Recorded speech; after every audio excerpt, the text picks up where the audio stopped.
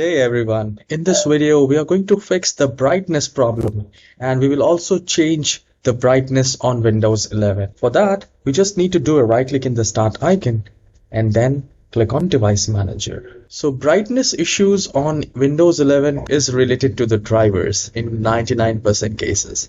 So I'll just maximize the Device Manager. Here, look for anything which says monitor. And you will find generic PNP monitor. Just do a right click and click on update driver and then click on search automatically driver. Once you have done that, go to display adapters and whatever the adapter you have display, like you might have NVIDIA or Intel or any other manufacturer's graphics card. So for that, you just need to do a right click and click on update driver and click on search automatically for drivers. If it updates, well and good. If it doesn't, do a right click and click on update driver and select browse my computer for drivers and select let me pick from a list available.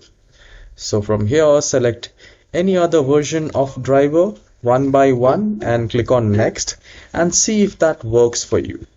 Once you have updated the driver, restart the computer and do a right click, go to settings, and here in system, go to display and try to change the brightness.